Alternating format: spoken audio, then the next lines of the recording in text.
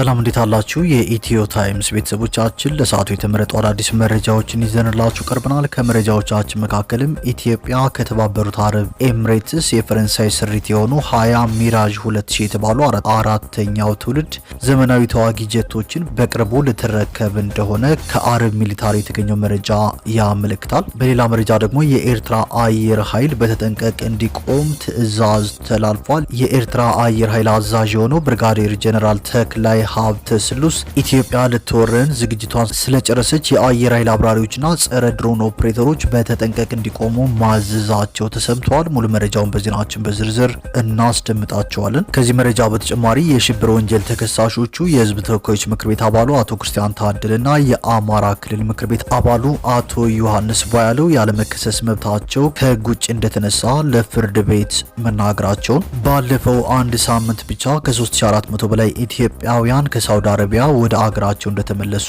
መገለጹ፣ ዛሬ ረፋድ ላይ በጠለምት ተከዜ ጫፍ የድሮን ጥቃት እንደተፈጸመ መሰማቱ፣ የብሔራዊ ባንክን አሰራር በመተላለፍ ከባንክ ወጥቶ ለአራት አስራ ሊውል የነበረ ከ2.2 ሚሊዮን ብር በላይ እንደተያዘ ፖሊስ ማስታወቁን፣ በኦሮሚያ ክልል ምዕራብ ጉጂ ዞን ገላና ወረዳ ነዋሪዎች ከሰሞኑን በወረዳው ሻሞሌ ሽዳ ተብሎ በሚጠራው አካባቢ በመንገድ ስራ ላይ የነበሩ 4 የጉልበት ሰራተኞች በታጠቁ ኃይሎች ድንገት በተፈጸመባቸው ጥቃት እንደተገደሉ መሰማቱ፣ ኢትዮጵያና አሜሪካ ብሔራዊ ጥቅማቸውን ለማስጠበቅ በጋራ ለመስራት እንደተስማሙ መገለጹ፣ የሚኒሶታ ግዛቷ የምክር ቤት ተወካይ ኢልሃን ኡመር በከተማው አዳራሽ ንግግር እያደረጉ በነበረበት ሰዓት ጥቃት ደርሶባቸው ዶናልድ ትራምፕ ጥቃቱን በተመለከተ የሰጡትን አነጋጋሪ ምላሽ በተመለከተና ሌሎችን በዝርዝር የምንመለከታቸው መረጃዎች ይዘንላችሁ ቀርበናል። ዝርዝር መረጃዎችን ለማድመጥ ቻናላችንን ሰብስክራይብ በማድረግ የደወል ምልክቷን በመጫንና መረጃውም ለብዙዎች እንዲዳረስ ላይክ በማድረግ እስከ መጨረሻው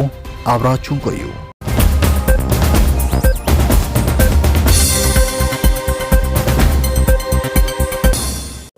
ወደ መጀመሪያው መረጃችን ስናልፍ ኢትዮጵያ ከተባበሩት አረብ ኤምሬትስ የፈረንሳይ ስሪት የሆኑ 20 ሚራዥ 2000 የተባሉ አራተኛው ትውልድ ዘመናዊ ተዋጊ ጀቶችን በቅርቡ ልትረከብ እንደሆነ ከአረብ ሚሊታሪ የተገኘው መረጃ ያመላክታል። ኢትዮጵያ ይህንን ዘመናዊ ተዋጊ ጀት የምትረከብ ከሆነ የኢትዮጵያ አየር ኃይልን አቅም በእጅጉ ያጠናክራል የተባለው ይህ ጀት ዘርፈ ብዙ ጠቀሜታዎች ያሉት ሲሆን ሚሳኤልና ቦምብ ለመተኮስ እንዲሁም የጠላት የተተኮሰ ሚሳኤልን በአየር ላይ ለማክሸፍ ትልቅ ሚና ይጫወታል ታልም ተብሏል። ይህንን ጀት ዩክሬን በቅርቡ ተረክባ የራሺያን KH-101 ክሩዝ ሚሳኤል ለማክሸፍ ጥቅም ላይ አውላው የነበረ ሲሆን በዚህም 98% ስኬታማ እንደነበረች ታውቋል። ይህ በእንዲህ እንዳለም በዛሬው ዕለት በጠለምት ተከዜ ጫፍ የድሮን ጥቃት ተፈጽመዋል። ዛሬ ረፋድ ላይ በጠለምት የድሮን ጥቃት መፈጸሙን አንድ አፍታ ሚዲያ ዘግቧል። በምስራቅ ጠለምት ምድረ ሀምሾ ቀበሌ 3ቱ ቀበሌ መንግስት በህወሓት ኃይሎችና ጦር መሳሪያዎች ላይ በድሮን ድብደባ እንደፈጸመ ተገልጿል። እንደ ምንጮች ገለጻ በጥቃቱ በቲዲኤፍ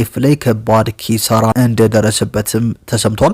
ከዚህ በተጨማሪም የህወሓት ታጣቂ ተከዜ ማዶ እንደ አባጉና እነ ገብሩ አካባቢ ሜካናይዝድ ጠምዷል ሲሉ ምንጮቻችን ገልጸዋል ሲል አንድ አፍታ ሚዲያ ጨምሮ ዘግቧል። በምስራቅ ጠለምት ምጫራ ከመከላከያ ጋር እንደተፋጠጡም መረጃዎች ወጥተዋል። ይህ በእንዲህ እንዳለም የኤርትራ አየር ኃይል በተጠንቀቅ እንዲቆም ታዟል። የኤርትራ አየር ኃይል አዛዥ የሆነው ብርጋዴር ጀነራል ተክላይ ሀብተ ስሉስ ኢትዮጵያ ልትወረን ዝግጅቷን ስለጨረሰች ባለፈው ጥር 14 ቀን የአየር ኃይሉን ሰራተኞች ሰብስበው ሁሉም የአየር ኃይል አብራሪዎችና ጸረ ድሮን ኦፕሬተሮች በተጠንቀቅ እንዲቆሙ ማዘዛቸውን ሰምተናል ሲል አዩዛ አበሻ ዘግቧል። በሌላ መረጃ ደግሞ ኢትዮጵያና አሜሪካ ብሔራዊ ጥቅማቸውን ለማስጠበቅ በጋራ ለመስራት መስማማታቸው ተገልጿል። የመከላከያ ሚኒስትር ኢንጂነር አይሻ መሐመድ በትናንትናው ዕለት የአሜሪካ የአፍሪካ እዝ አዛዥ ጀነራል ዳግቢን RM አንደርሰንን በቢሮአቸው ተቀብለው ካነጋገሩ በኋላ የጋራ መግለጫ ሰጥተዋል። ኢንጂነር አይሻ በዚሁ ሰዓት ሁለቱ ሀገራት ከዚህ በፊት የቆየ ግንኙነት እንዳላቸው ጠቅሰው አሁን ላይ ያደገ የመጣውን ከፍተኛ የዲፕሎማሲና ወታደራዊ ግንኙነት ወደ ላቀ ስትራቴጂካዊ የስራ አጋርነት በማሳደግ የሁለቱን ሀገራት እኩል ተጠቃሚነት ለማረጋገጥ መስማማታቸውን ተናግረዋል። በተጨማሪም በሰላምና በጸጥታ ጉዳዮች በጋራ ለመስራት መግባባት ላይ መድረሳቸውን ገልጸው የሁለቱንም ሀገራት ብሔራዊ ጥቅም ለማስጠበቅና ሽብርተኝነትን በጋራ ለመዋጋት ከስምምነት ላይ መደረሱን ተናግረዋል። የአሜሪካ የአፍሪካ እዝ አዛዥ ጀነራል ዳግቢን አርኤም አንደርሰን በበኩላቸው የኢትዮጵያ አየር ኃይል 90ኛ ዓመት የምስረታ በዓልን ለማክበር ወደ ኢትዮጵያ መምጣታቸውን ታሪክን ለማሰላሰልና የወደፊት ትብብርን ለማጠናከር ትርጉም ያለው አጋጣሚ እንደሆነ ገልጸዋል። አክለውም የኢትዮጵያ ጉብኝታቸው በኢትዮጵያ አየር ኃይል አከባበር ላይ ለመገኘትና ለመሳተፍ ብቻ ሳይሆን በኢትዮጵያና በአሜሪካ መካከል ያለውን የረጅም ጊዜ ግንኙነት እንደገና ለማየትም እድል እንደሰጣቸው በመግለጫቸው ላይ ጠቁመዋል። በተለይም የጋራ ቀጠናዊ የደህንነት ተግዳሮቶችን ለመፍታትና የአጋርነት እድሎችን ለመጠቀም እንዲሁም የሁለቱን ሀገሮች ግንኙነት እንደገና ለማጠናከር ትልቅ አጋጣሚ መፍጠሩን መናገራቸውን ከኢፌዴሪ መከላከያ ሰራዊት የተገኘው መረጃ ያመለክታል።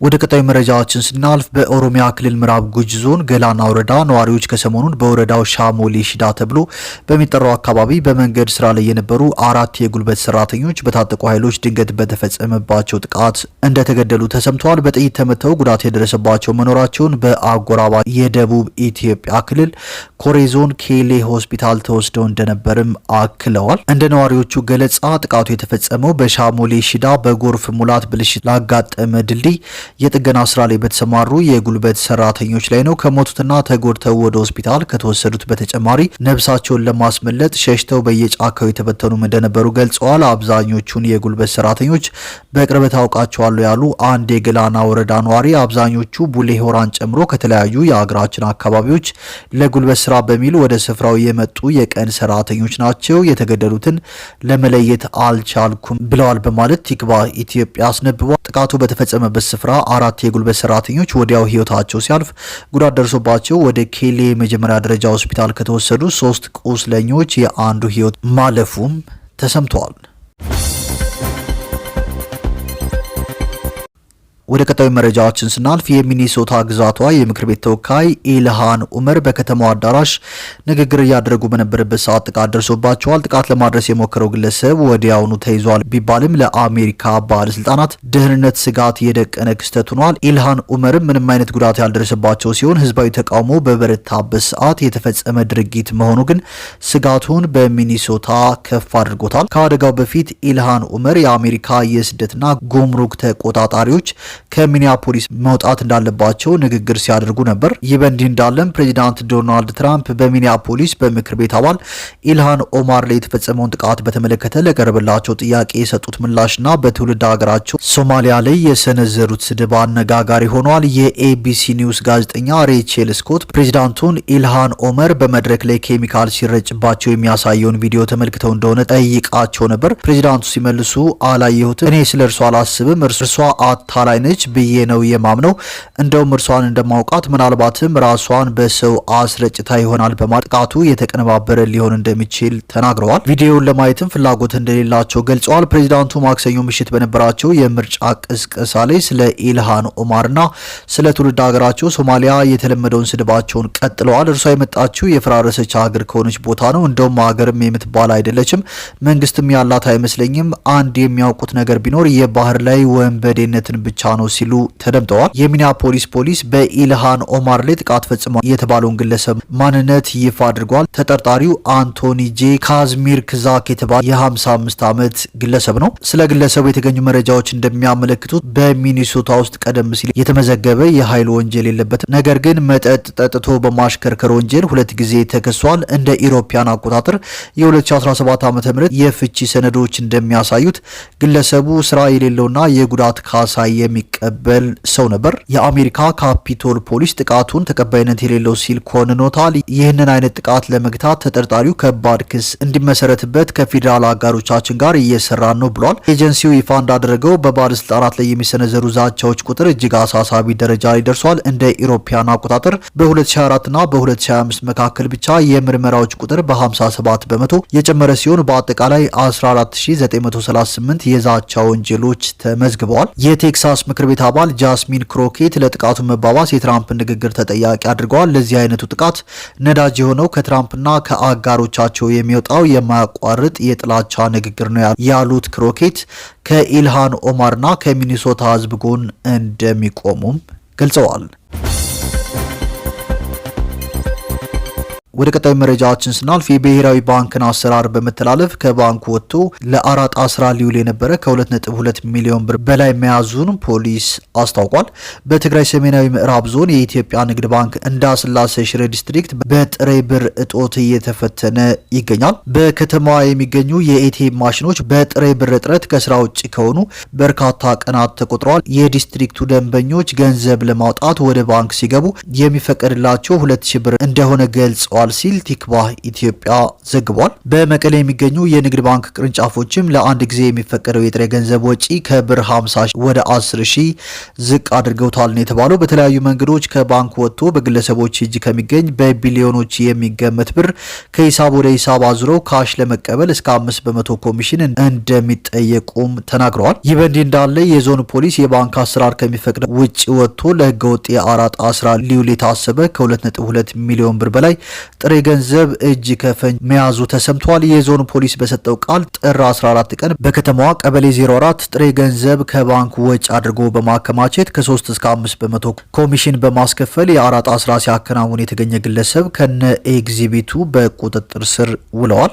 በርካታ ጥሬ ገንዘብ ከባንክ ወጥቶ በግለሰቦች እጅ በመከማቸቱ ምክንያት የአካባቢው ህዝብ በቁጠባ ካስቀመጠው በካሽ አውጥቶ ለመጠቀም ተቸግረዋል ያለው ፖሊስ ከባንክ አሰራር ውጪ በመንግስትና ህዝብ ገንዘብ በድብቅ የሚነግዱ ግለሰቦችን በማጋለጥ ሁሉም ርብርብ ያድርግ ሲልም ጥሪ አቅርቧል።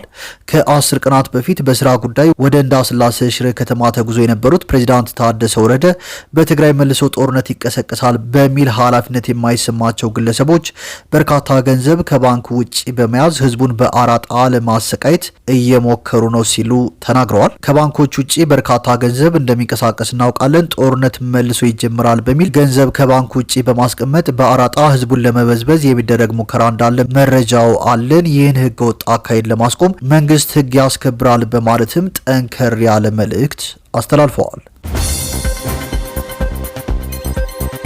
ወደ ቀጣዩ መረጃችን ስናልፍ ባለፈው አንድ ሳምንት ብቻ ከ3400 በላይ ኢትዮጵያውያን ከሳውዲ አረቢያ ወደ ሀገራቸው ተመልሰዋል። ባለፈው አንድ ሳምንት ውስጥ 3422 ኢትዮጵያውያን ከሳውዲ አረቢያ ወደ ሀገራቸው መመለሳቸውን የሴቶችና ማህበራዊ ጉዳይ ሚኒስቴር አስታውቋል። ይህም ከመስከረም 2018 ዓ.ም ጀምሮ ወደ አገር የተመለሱ ዜጎችን ቁጥር 45093 አድርሶታል። ሚኒስቴሩ በዚህ ሳምንት ባወጣው መግለጫ እንዳስታወቀው ተመላሾቹ በ14 መደበኛ በረራዎች የገቡ ሲሆን ስብጥራቸውም 3337 ወንዶች፣ 82 ሴቶችና 3 ህጻናትን ያካተተ ነው። ከነዚህም መካከል 72 የሚሆኑት እድሜያቸው ከ18 ዓመት በታች የሆኑ ታዳጊዎች መሆናቸው የተመለከተ ሲሆን ይህም የተመላሾችን ተጋላጭነት እንደሚያሳይ ተገልጿል። ይህ መጠነ ሰፊ ዜጎችን የመመለስ ዘመቻ በሳውዲ አረቢያ በከባድ ሁኔታ ውስጥ የሚገኙ 70,000 ዜጎችን ለመመለስ በመጋቢት 2016 ዓ.ም የተጀመረው መርሃ ግብር አካል መሆኑ ተገልጿል። ይህ መርሃ ግብር እንዲጀመር ምክንያት የሆነው በሳውዲ አረቢያ በሚገኙ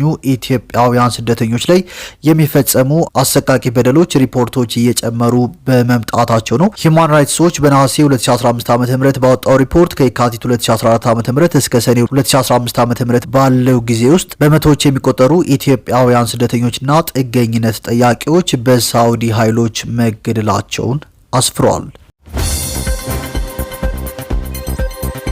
ወደ መጨረሻው መረጃችን ስናልፍ የሽብር ወንጀል ተከሳሾቹ የህዝብ ተወካዮች ምክር ቤት አባሉ አቶ ክርስቲያን ታደለና የአማራ ክልል ምክር ቤት አባሉ አቶ ዮሐንስ ቦያለው ያለመከሰስ መብታቸው ከህግ ውጭ መነሳቱን ለፍርድ ቤት አስረድተዋል። ተከሳሾቹ በአቃቢ ህግ የቀረቡባቸው ማስረጃዎች ውድቅ ተደርገው በነጻ እንዲሰናበቱም ጠይቀዋል። ሁለቱ ተከሳሾች ይህን ጥያቄ ያቀረቡት ትናንት ማክሰኞ ጥር 19 ቀን 2018 ዓ.ም ላስቻለው ለፌዴራል ከፍተኛ ፍርድ ቤት ልደታ ምድብ የጸረ ሽብርና ህገ መንግስታዊ ጉዳዮች ችሎት ነው። ችሎቱ ለትናንት ተቀጥሮ የነበረው በአቃቢ ህግ የሰነድ ማስረጃዎች ላይ በእነ አቶ ዮሐንስ ቦያለው መዝገብ ስር የሽብር ወንጀል ክስ የተመሰረተባቸው ተጠርጣሪዎች የጽሁፍ አስተያየት አጠናቀው እንዲያቀርቡ ነበር። ተከሳሾቹ አስተያየታቸውን እንዲያቀርቡ መጀመሪያ ቀጠሮ ተሰጥቷቸው የነበረው ከአንድ ሳምንት በፊት በተካሄደው የችሎት ውሎ ነበር። ሆኖም የተከሳሾቹ አስተያየት በጊዜው ተጠናቆ ባለመድረሱ የተከሳሽ ጠበቆች ተለዋጭ ቀጠሮ እንዲሰጣቸው ባመለከቱት መሰረት ችሎቱ ለትናንት ቀጠሮ ሰጥቷል። በትናንቱ የችሎት ውሎም በአቃቤ ህግ የሰነድ ማስረጃዎች ላይ ተከሳሾቹ ባለ 31 ገጽ ምላሻቸውን በጽሁፍ ለችሎቱ አቅርበዋል። በዚህ ምላሽ ውስጥ ከተካተቱ ጉዳዮች መካከልም የፌዴራልና የክልል ምክር ቤት አባል የሆኑት አቶ ክርስቲያን ታደለና አቶ ዮሐንስ ቦያለው ያለመከሰስ መብታቸው ከህግ ውጪ የተፈጸመ ነው የሚለው ይገኝበታል።